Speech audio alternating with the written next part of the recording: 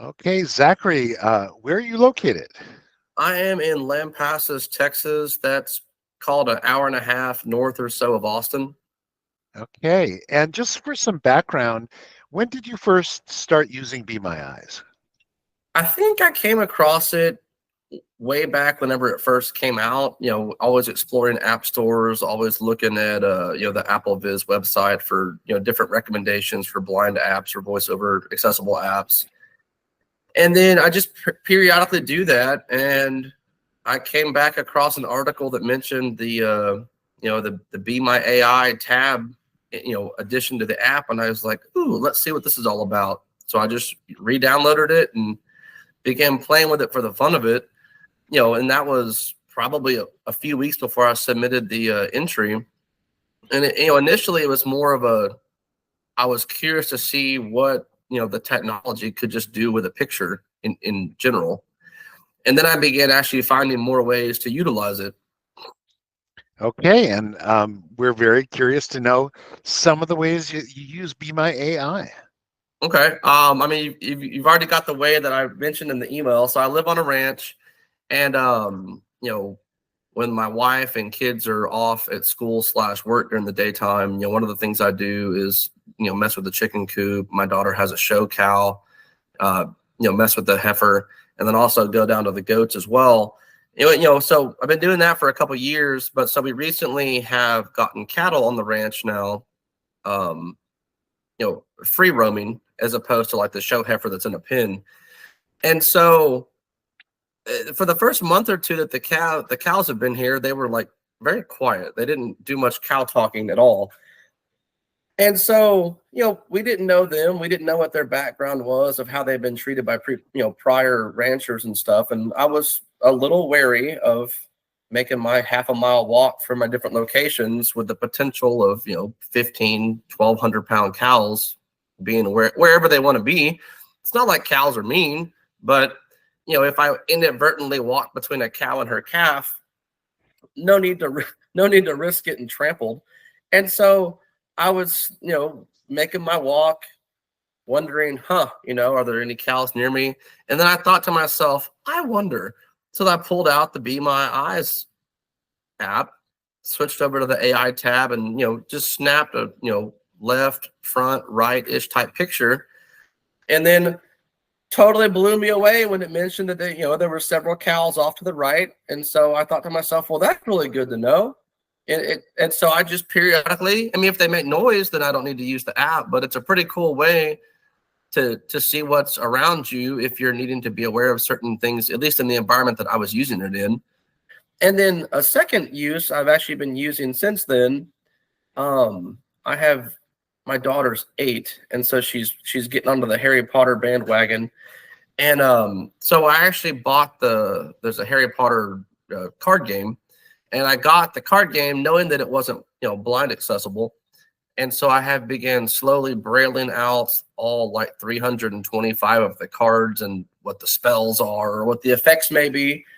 And so she gets pretty bored reading cards to me for a long time, so I can braille them. So I've actually been able to utilize the Be My AI, and it does a remarkable job, not just getting the text off the cards, but it's pretty neat actually getting to understand the imagery that's on the cards that my daughter's getting to see as we're playing. So that I've probably taken hundreds of pictures of those cards in the midst of the brailing process of all the different cards. Yeah, and wow, those are two great examples. And I wondered if you could take a moment and say not only what you did, but how did it make you feel to be able to do that for your daughter's cards or for work in the field with the animals? I was really happy about it, actually. I would say the cards, the cow example is probably an extreme rare, very odd use of the app. And again, I mean, cows can cover 100 yards in 9 seconds if they're running. So it's not like it's truly something that would be a safety thing that you could use, but it's at least nice to have in the back of my mind to know if I'm walking past the cows or not. Like, I'm not dependent on the app to save my life or something. That's ludicrous. But it's at least nice to have a mental idea. Do I need to be hyper aware of listening for hooves, or am I good to go, basically? But with the cards, the cards was awesome. We've now probably played at least 12 hours of this card game that, of course, I could have made my daughter sit for hours and read to me so I could braille these cards, or, ask my wife to do it. But again, that's one more example of having to use somebody else for something that's just dumb, because it's simple. It's just reading a card. Now, granted, due to all the colors and texts and different imagery on the cards, some cards might take multiple pictures, or the fact that I'm having to really learn how to aim a camera, because apparently my aim is atrocious at aiming a camera lens. Right. But it was awesome. I've without having to utilize one of those two people, I would have not been able to play this game with my daughter. And y'all's app made it where I could independently get the game accessible so that I could sit down with her and play this card game. So it's been amazing. I really have appreciated it. That's fantastic. And I'm thinking about people who are living in rural settings like yours. How many acres is the ranch you're on? It's a 1,000-acre ranch. 1,000-acre ranch. As you walk around the ranch, were there surprises that Be My AI told you didn't know about? Surprises, no. But I think it was really enlightening to kind of see perhaps like what all a person could actually be seeing. Like I have my own mental layout of how to get from A to B to C to D, but that layout has nothing else to do with what's around that pathway. So it was kind of neat, if I stand, at the goat gate, for example, it was kind of cool. I found myself, just for the fun of it, just kind of panning in a circle. What is it my daughter is seeing from here, or that kind of a thing. So that was kind of cool, and it was pretty remarkable, man. Like talking about foreground, background, colors of the, I have yet stopped being amazed at the level of detail that AI can do in the picture interpreting. It's amazing. There are people in the world who haven't yet had a chance to use Be My AI or Be My Eyes. They're for whatever reason they're reluctant, or whatever. Maybe they feel like maybe it's too complicated technically or whatever. What would you tell those people about the app, and how would you encourage them to give it a shot? I mean, my thought is, well, one, it's free. It costs you nothing to try except for time. And, I mean, the first times I used it for the fun of it, it was just taking pictures in my own house, just being astounded again at the level of detail that the AI was generating. I didn't need it for any purpose. It was just, hey, what is it going to say about this room or this room? I've used it for, simple things. Now, again, it's free. Like, it doesn't hurt you to try it. It's pretty cool. Like, I've used it in my garage. I've got several different varieties of WD-40 products, and when my children move them from their homes, there's no real way to tell. Obviously, I guess I can mark the cans, but until recently, they hadn't begun moving them, so it wasn't a problem. But it's pretty cool how you just grab the can, snap a picture, and it does a pretty phenomenal job. Sometimes you got to, rotate the can around some, but I don't know. I mean, there's no reason I would think not to try. Now, I guess if a person's just technologically not inclined, that would make sense. But other than a person, I mean, if a typical blind person has a smartphone and uses VoiceOver or whatever they may be using, it's a no-brainer. You might use it once a week, you might use it all the time, but it's definitely a tool that I think people should be willing to put into their toolbox if they need to use it. Yeah.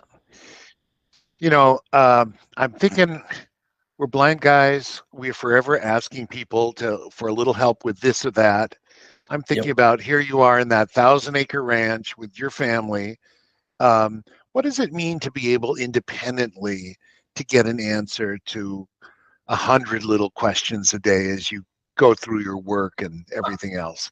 I mean, to me, it's important. I mean, it's very important. Of course, my wife is more than willing to provide assistance, and same thing with my daughter. You know, but I try to think about if I was one of those two people, it's got to be hard, constantly getting asked questions, and they could be dumb questions. But if it's a dumb question that you can't get an answer to without asking a person, then it's no longer a dumb question because there's no way to get the information. And so using this app, again, maybe it's only once a day, maybe it's dozens of times a day. It takes what, 2 or 3 seconds ish, maybe 5 seconds, to get the app out, take the picture, let it process.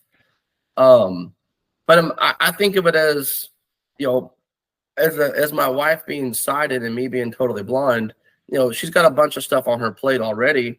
So any little way that, one, I can take things off of her plate, but two, give me back more of the independence component, and sure, right, there's other ways that we can do the same kind of stuff we're talking about. You can mark things with QR codes or the other things that have existed before, but now you're spending hundreds of dollars on specific technology or specific apps, or you're having to buy labels, and oops, you threw the bottle away, you forgot to take your label off. I mean, this doesn't require any of that. It just requires the phone. Yeah, I'm thinking, what's it to you to be able to have this tool now versus even 10 years ago before it existed? How has it changed your sense of your own ability to deal with the world and your own independence? I mean, I think hands down, as I mentioned prior, right? It, hands down, night and day different from 10 years ago. And I mean, as Chat GPT increases, as technology increases, I was telling someone, I think it was just last week. I mean, I am so happy that I'm a blind person in this time. Like, I can't imagine being a blind person 50 years ago, 100 years ago. Like, this is an amazing time. I think, I feel like the technology tools that exist and that are coming right around the corner are truly pushing, I think, blind independence in small or big ways, to the limit. And that to me is amazing because it's, well, I guess one of my biggest struggles probably in my 38 years of being here is that it's the independence thing. Like, it took me a long time as a child to get over not having, having to ask for help. I hated it. I hated it. I hated it. I would spend ungodly amounts of time doing something just to not ask for help, which was dumb. Like, that didn't get the mission accomplished, but I was determined. So at some point in life, I finally realized, I could spend 4 hours doing this. I could ask for help and get it done in 5 minutes. So I had to kind of come to terms with that. But apps like this one, like would Be My Eyes, you're getting to regain a small portion, or maybe even a larger portion of that efficiency versus independence, kind of balance beam. Thank you for all of that. That was really, I understand and really appreciate that philosophy. Yeah, I'm interested in your life as a blind guy on a ranch. That's how 100 years ago there were a lot of blind people on ranches, not so much now. Um, tell me about your life out there, and tell me how you can sort of launch into it now that you have this and perhaps other tools. Like, how do you find your route around 1,000 acres? Did you mark it? Did you put up guide ropes? It's funny. How did Funny you you your way? asked that. So there is I guess you'd call it just a beaten down, driven on path, road, if you will, that connects these locations, which works ish. But it's possible to get off of your pathway. I mean, I have spent. We've been out here since 2019, And I have spent countless hours brainstorming with myself, friends. I went almost so far one time as to I'd almost convinced myself to go buy like 15 or 20 of those like Apple AirTags to like attempt to put them in different locations and like waterproof sleeves to see if that would be helpful. That just didn't seem cost prohibitive. But I recently came across the Voice Vista app because we've had GPS technology for forever that you can, drop pinpoints and that Yeah. you could, but I, for me, the struggle was always finding an app that you could actually mark locations and then get useful information as to how to get from where you are to that location.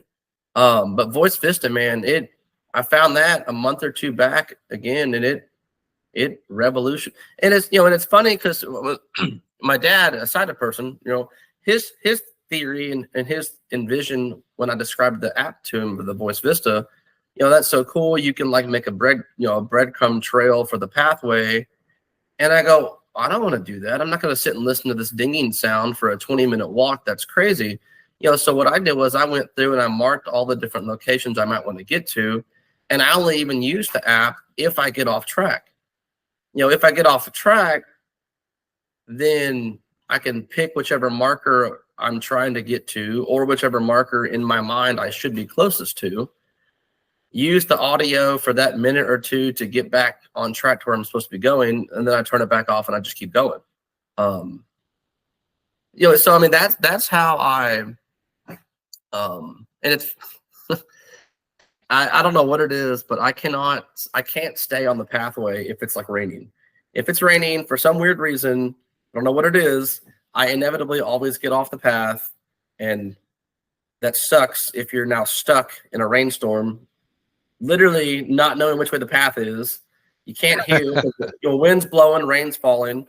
And so, man, that Voice Vista app, same thing though with the Be My AI. Like if I had that when that happened to me, sure, I would have had to, spin in a circle and take 4, 5, 6, 8, 10 pictures, but it would have been able to find one of the landmarks I was looking for, which would have solved my problem. So it's the phone. It's the smartphone. Thank God our ranch is not in a spot where we have 0 cell service, because then that would be frustrating. But it's, to me, it's no different than like when I was a blind guy in college.